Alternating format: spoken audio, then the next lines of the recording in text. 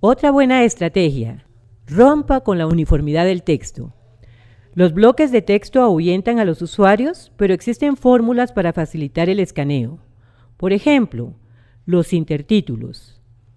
Identificar bloques temáticos como fórmula para romper la uniformidad del texto. Cada tema o bloque temático debe ser presentado usando la estructura de pirámide invertida. ¿La recuerda? Este recurso permite al usuario hacer una lectura no lineal restringida. Otro recurso interesante se refiere a las enumeraciones.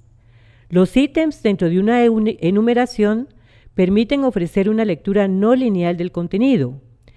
Eso sí, recuerde limitar el número de ítems de la enumeración.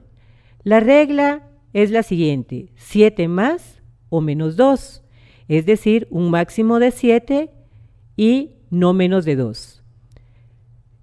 Recuerde también no utilizar números para identificar los ítems en la enumeración. ¿Y qué novedades hay con relación a los textos en otros formatos y plataformas?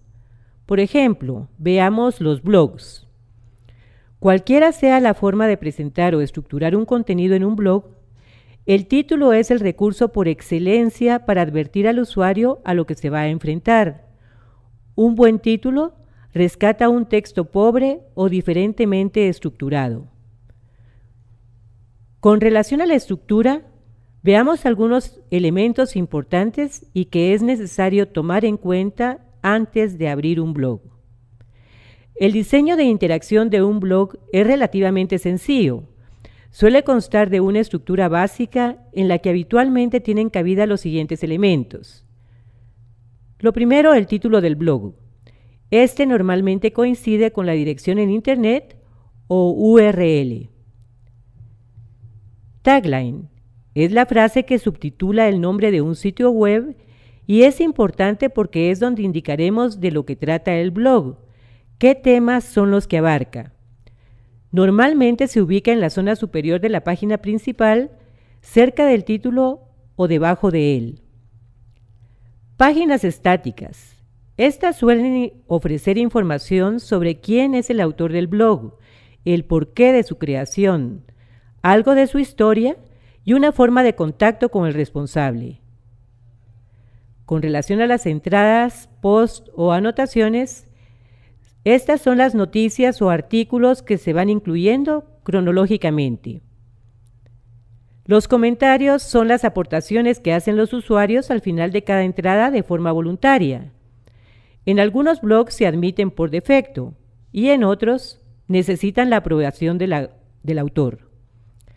Blogroll es una lista con enlaces a los blogs que seguimos a amigos del autor. Categorías constituyen el sistema con el que organizar y filtrar la información que contiene cada entrada y ayudan a clasificarla y facilitar las búsquedas dentro de los bloques que agrupan entradas relacionadas entre sí. Las etiquetas o tags se corresponden con las palabras clave que mejor representan el contenido del post.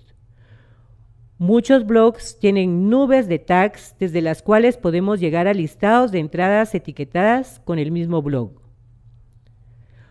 Una vez establecido el diseño gráfico, hay que decidir algo fundamental: ¿qué mostrar en la página de inicio? ¿Una única entrada larga?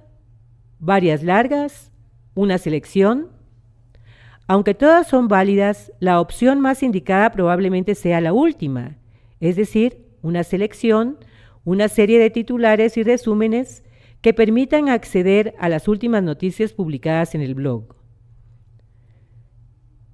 ¿Cómo escribir una entrada para el blog?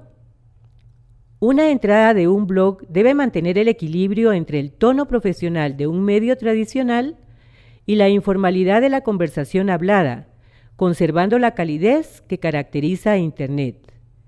Las entradas, es decir, los posts o anotaciones, deben estar escritas de forma directa e informal, evitando en lo posible el exceso de coloquialismos, el uso de emoticonos o el lenguaje SMS. Los blogs permiten un acercamiento único a productos, servicios, lugares, hardware, software, porque la opinión del bloguero es honesta e independiente y, por lo tanto, muy valiosa para el lector. Con relación a la extensión y el contenido, una entrada de un blog tiene que tener el número de palabras necesarias para desarrollar la idea que se quiere transmitir. A veces, con 2 líneas y una imagen se consigue mejor que con una parrafada en la que no se dice nada. Una de las mayores ventajas de publicar en Internet es que el papel no nos impone limitaciones. Es posible utilizar todos los caracteres que se precisen para explicar y desarrollar cualquier asunto, agregar vídeos, una galería de imágenes y la cantidad necesaria de enlaces a otros sitios que amplíen la información. Sin embargo, utilizando parámetros tradicionales de escritura, se podría decir que un post normal es aquel que tiene unas 400 o 500 palabras distribuidas en 3 o 4 párrafos. El primer párrafo es la parte más importante del texto. Debe contener de forma resumida la información fundamental del artículo y dejar claro al lector el objetivo o la intención del mismo.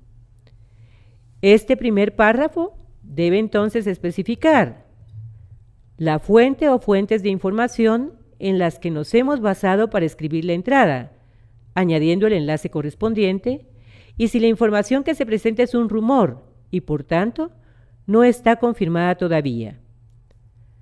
Los posts breves suelen tener 3 o 4 líneas que se utilizan para publicar de forma rápida una noticia de la que aún no hay demasiados datos, pero que se seguirá actualizando.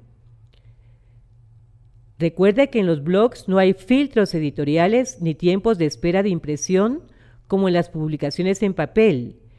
Esto permite que la información pueda actualizarse prácticamente en el momento, por lo que cada vez que hay una historia importante se puede publicar e indicar al lector nuestra intención de ir actualizándola para que así vuelva a consultar el artículo periódicamente.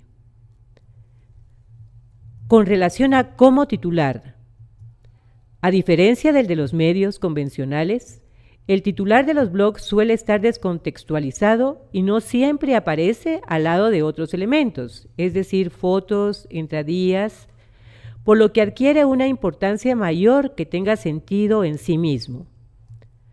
El título de una entrada es uno de los elementos más importantes y, en muchos casos, resulta determinante para que el blog sea muy popular y comentado. Ahora veamos los microblogs. Twitter, es decir, el mundo en 140 caracteres. Noviembre de 2008. El blog, esa plataforma que democratizó el periodismo, está muerto o como mínimo pasado de moda. Esto lo dijo Paul Botton.